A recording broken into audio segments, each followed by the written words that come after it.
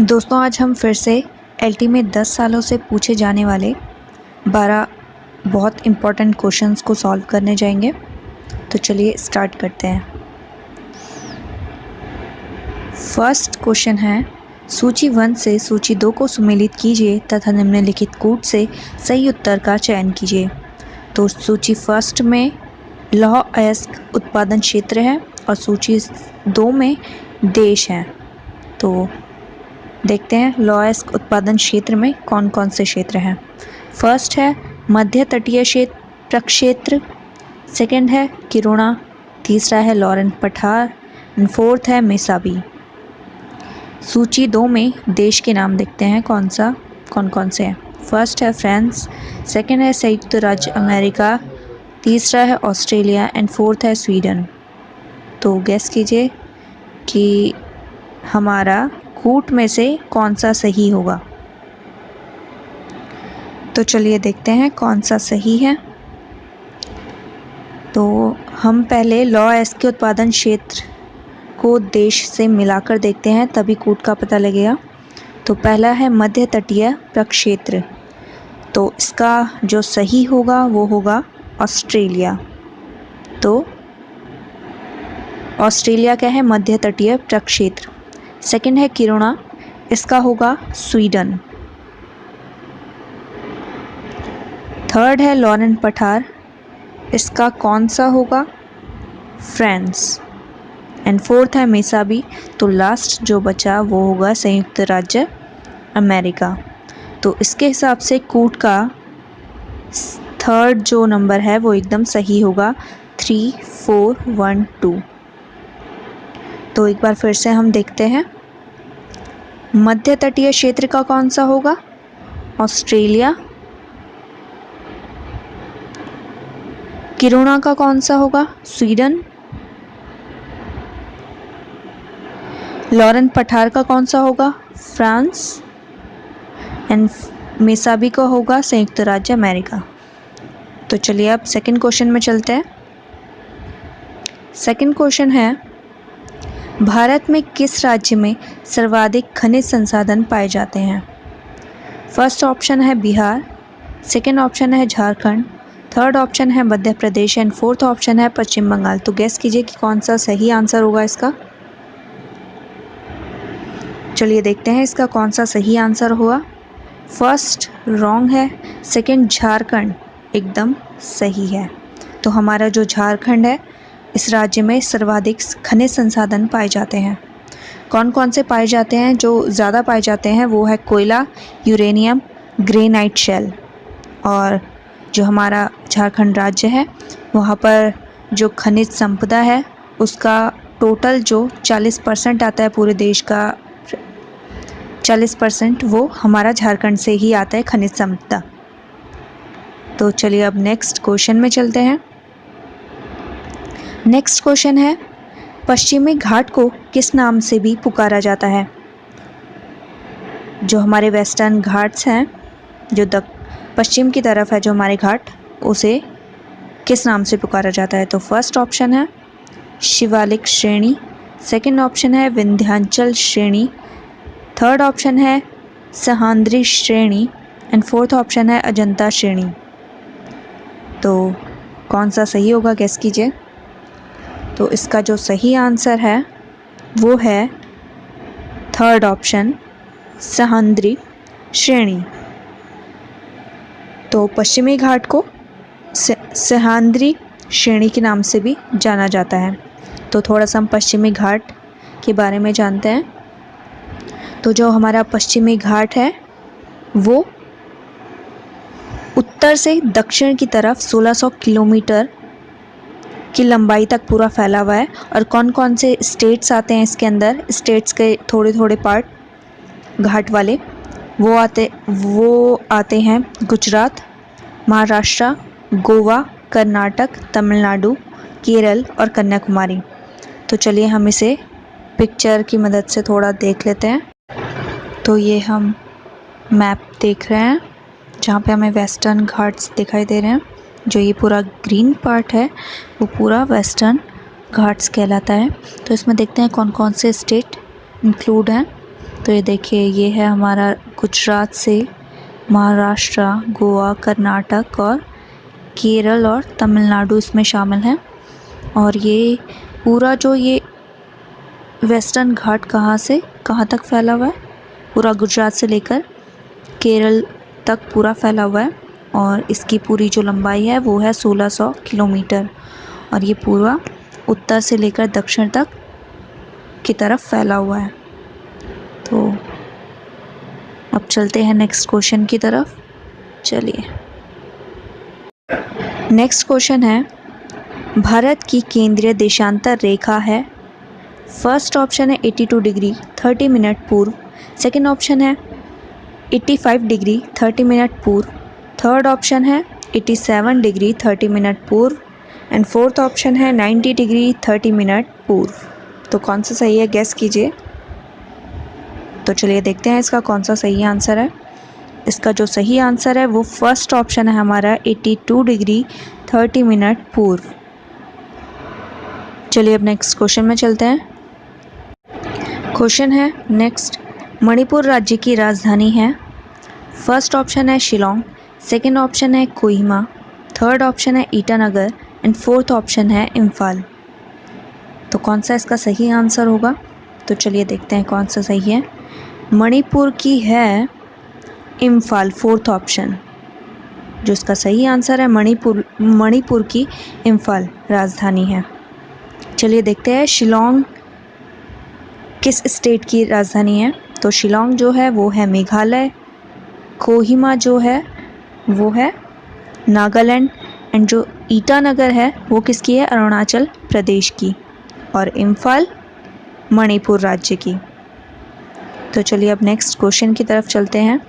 Next question है, जबलपुर नगर किस नदी के किनारे पर स्थित है। फर्स्ट ऑप्शन है गंगा, सेकंड ऑप्शन है यमुना, थर्ड ऑप्शन है नर्मदा एंड फोर्थ ऑप्शन है गोदावरी। तो गैस कीजिए कि कहाँ स्थित है, कौन सी नदी के किनारे जबलपुर नगर स्थित है। तो पहले हमें ये पता होना चाहिए कि जबलपुर नगर किस स्टेट में है, और जो हमारी नर्मदा नदी है वो किस स्टेट से होकर जाती है। तो चलिए बात करते हैं जबलपुर नगर की। तो जो जबलपुर नगर है वो हमारा है मध्य प्रदेश में, जहाँ से नर्मदा नदी होते हुए जाती है। तो चलिए हम थोड़ा सा जबलपुर नगर को नक्शे में देखें। तो ये हमारा इंडिया का मैप का जो स्टेट है, एक मध्य प्रदेश, जहाँ पर हमारी नर्मदा नदी बहती है। और हमारा जो नर्मदा नदी के किनारे नगर है जबलपुर, ये हम देख सकते हैं, ये है हमारा जबलपुर। तो जो हमारा क्वेश्चन में था कि जबलपुर जो नगर है वो किस नदी के किनारे है, तो वो नर्मदा नदी के किनारे है। तो ये हमें दिखाई दे रही है, ये नर्मदा नदी होकर जा रही है। तो बात करें अगर हम नर्मदा नदी के उद्गम स्थल की, तो वो है अमरकंटक। ये देखिए, ये देख रहे हैं आप, अमरकंटक है जो, और ये बहकर इसका जो मुहाना है कहाँ से समुद्र से मिलती है। तो ये कहाँ से मिलती है, हमारी ये खंबात की खाड़ी जो है इसका मुहाना है, जहाँ से समुद्र में जाकर मिलती है। और अगर बात करें कि हमारी जो नर्मदा नदी है वो किस किस स्टेट से होकर जाती है, तो ये मध्य प्रदेश, महाराष्ट्र और गुजरात से होकर जाती है। तो चलिए अब चलते हैं नेक्स्ट क्वेश्चन की तरफ। नेक्स्ट क्वेश्चन है, हिमालय पर्वत की उत्पत्ति किस काल में हुई थी। तो हमारा जो हिमालय पर्वत है वो किस काल में, कब उसका जन्म हुआ या बनना शुरू हुआ। तो फर्स्ट ऑप्शन है टर्शियरी, सेकंड ऑप्शन है कार्बोनिफेरस, थर्ड ऑप्शन है पैलियोजोइक एंड फोर्थ ऑप्शन है मेसोजोइक। तो गेस कीजिए कि कौन सा इसका सही आंसर होगा। तो जो इसका सही आंसर है वो है इसका फर्स्ट ऑप्शन टर्शियरी। तो इसकी उत्पत्ति किस काल में हुई हिमालय पर्वत की, वो हुई है हमारी टर्शियरी काल में। तो अब हम थोड़ा सा हिमालय के बारे में जानते हैं। तो हमें पता होना चाहिए कि हिमालय जो रेंज है वो 3 समानांतर श्रेणियों से मिलकर बना हुआ है। मतलब जो उसकी श्रेणियां हैं पहाड़ियों की, वो समानांतर क्रम में लगी हुई हैं, 3 समानांतर क्रम में। और ये हमारा जो हिमालय है वो 3 भागों में बटा हुआ है, जिसे 3 नामों से जाना जाता है। तो जो उसका फर्स्ट पार्ट है वो है महान हिमालय, जो सेकंड है वो है मध्य हिमालय, और जो थर्ड है वो है शिवालिक हिमालय। फर्स्ट कौन सा है?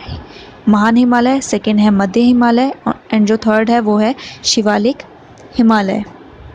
तो फिर से एक बार क्वेश्चन को रिपीट करते हैं कि हिमालय पर्वत की उत्पत्ति किस काल में हुई थी? तो कब हुई थी?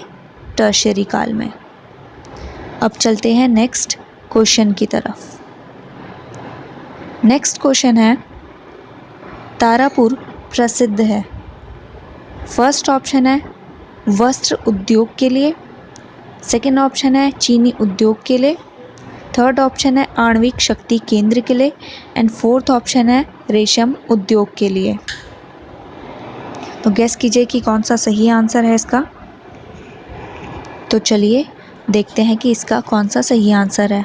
तो हमारा जो तारापुर है वो प्रसिद्ध है किसके लिए? थर्ड ऑप्शन सही है, आणविक शक्ति केंद्र के लिए। तो थोड़ा सा हम तारापुर के विषय में थोड़ा जान लेते हैं। तो हमारा जो तारापुर जगह है वो है मुंबई में। और कब यहाँ पर आणविक शक्ति केंद्र बनाया गया? तो यहाँ पर भारत का जो पहला ऊर्जा रिएक्टर था या आणविक संयंत्र था या शक्ति केंद्र कह सकते हैं जिसे, आणविक शक्ति केंद्र, वो तारापुर मुंबई में 10 अगस्त 1969 को स्थापित किया गया था, भारत का पहला आणविक शक्ति केंद्र। तो तारापुर प्रसिद्ध है आणविक शक्ति केंद्र के लिए। तो चलिए अब नेक्स्ट क्वेश्चन की तरफ चलते हैं। नेक्स्ट क्वेश्चन है, निम्नलिखित में से कौन सा कथन असत्य है? इनमें से कौन सा जो कथन है वो गलत है? तो फर्स्ट ऑप्शन है परत अपरदन में गहरी नालियाँ बनाता है। जो परत अपरदन होता है वो गहरी नालियाँ बनाता है। सेकेंड ऑप्शन है चीका मिट्टी में कण बहुत महीन होते हैं। थर्ड ऑप्शन है काली मिट्टी को रूसी भाषा में चरनोज़म कहा जाता है। एंड जो फोर्थ ऑप्शन है वो है ज्वालामुखी क्रिया से बनने वाली मिट्टी ज्वालामुखी मिट्टी कहलाती है।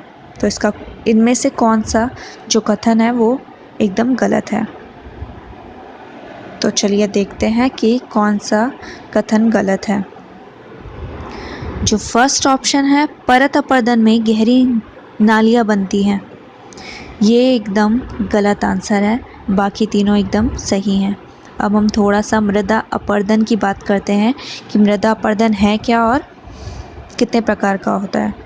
तो जो मृदा अपरदन होता है वो पानी के बहाव से जो मिट्टी का कटाव होता है या मिट्टी की जो सतह पानी बहा कर ले जाती है उसे मृदा अपरदन कहते हैं। तो मृदा अपरदन 2 प्रकार का होता है। फर्स्ट होता है परत अपरदन और दूसरा होता है अवनालिका अपरदन। तो जो हमारा परत अपरदन होता है या अवनालिका अपरदन होता है, दोनों हम उसे पिक्चर की मदद से थोड़ा समझते हैं जिससे ज़्यादा आसानी रहेगी। तो पहले हम बात करते हैं परत अपरदन की। जैसे कि हम पिक्चर में देख सकते हैं कि कैसे रूखी सूखी सी ये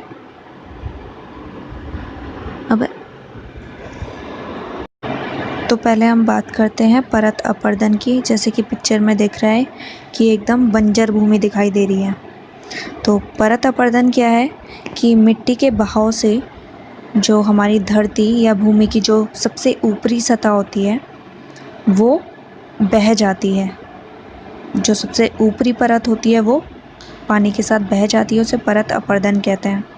तो कहते हैं कि जो परत अपरदन होता है वो सबसे ख़तरनाक होता है। क्यों होता है?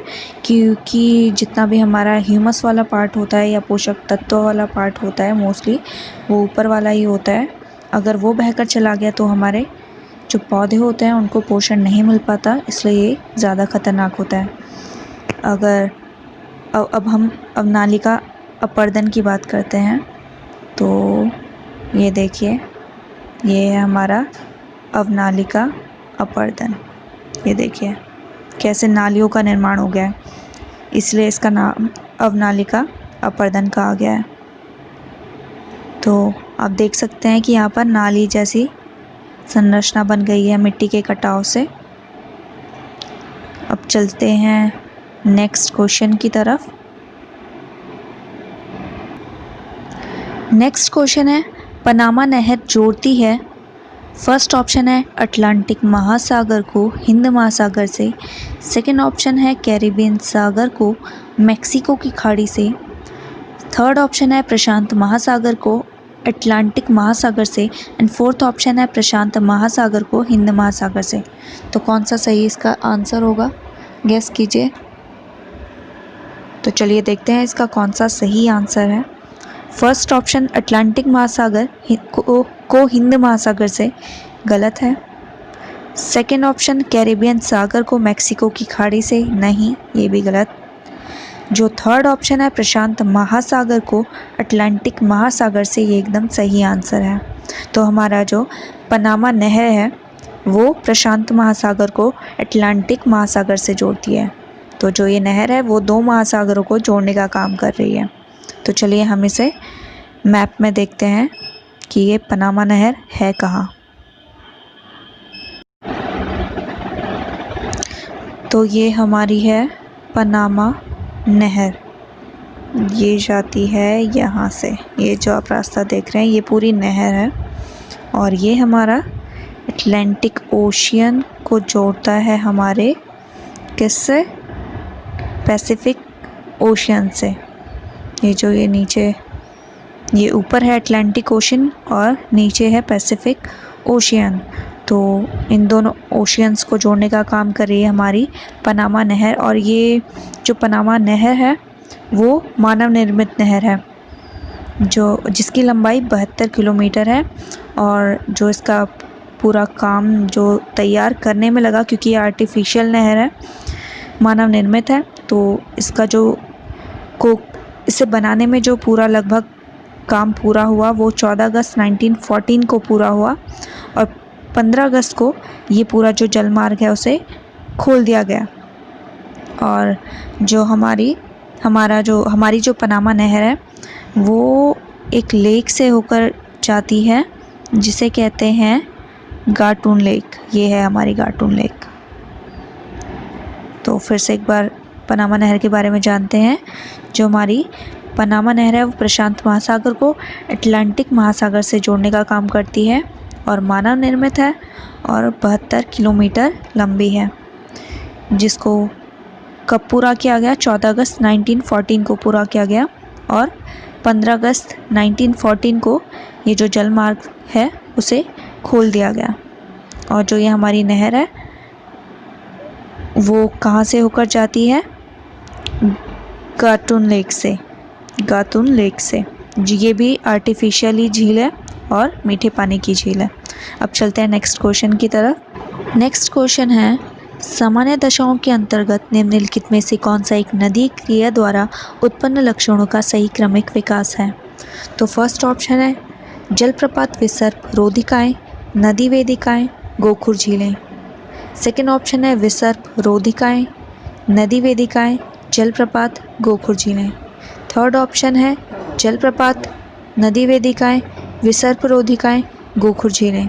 एंड फोर्थ ऑप्शन है नदी वेदिकाएँ, विसर्प रोधिकाएँ, जलप्रपात, गोखुर झीलें। तो इसका जो सही आंसर है उसकी बात करते हैं। तो इसका जो सही आंसर है वो थर्ड एकदम सही आंसर है, जलप्रपात, उसके बाद नदी वेदिकाएँ, फिर विसर्प रोधिकाएँ और लास्ट में गोखुर झीलें। अब चलते हैं नेक्स्ट क्वेश्चन की तरफ। तो जो नेक्स्ट क्वेश्चन है, उत्तरी अमेरिका की कैलिफोर्निया, दक्षिणी अमेरिका के मध्य चिली और पश्चिमी ऑस्ट्रेलिया के दक्षिण पश्चिमी छोर के तटीय क्षेत्रों में निम्नलिखित में से कौन सी जलवायु पाई जाती है। फिर से एक बार क्वेश्चन पढ़ते हैं। उत्तरी अमेरिका की कैलिफोर्निया, दक्षिणी अमेरिका के मध्य चिली, पश्चिमी ऑस्ट्रेलिया के दक्षिण पश्चिमी छोर के तटीय क्षेत्रों में निम्नलिखित में से कौन सी जलवायु पाई जाती है। तो जो इन्होंने ये 3-4 जगह बताई हैं उनके पश्चिमी छोर, दक्षिणी पश्चिमी छोर के तटीय क्षेत्रों में कौन सी जलवायु पाई जाती है। तो देखते हैं ऑप्शंस। फर्स्ट ऑप्शन है उष्ण कटिबंधीय सवाना, सेकेंड ऑप्शन है भूमध्य सागरीय, थर्ड ऑप्शन है आर्द्र महाद्वीपीय एंड फोर्थ ऑप्शन है निम्न अक्षांश स्टेप। तो इसका कौन सा सही आंसर होगा, गेस कीजिए। तो चलिए देखते हैं इसका कौन सा सही आंसर है। जो इसका सही आंसर है वो है भूमध्य सागरीय जलवायु पाई जाती है। तो उत्तरी अमेरिका के कैलिफोर्निया, दक्षिण अमेरिका के मध्य चिली और पश्चिम ऑस्ट्रेलिया के दक्षिण पश्चिम छोर के तटीय क्षेत्रों में भूमध्य सागरीय जलवायु पाई जाती है। अब इसे एक बार हम इसे मैप में देखते हैं कि ये जो जगह हैं वो कहाँ पड़ती हैं और भूमध्य सागरीय जलवायु कहाँ होती है। चलिए देखते हैं।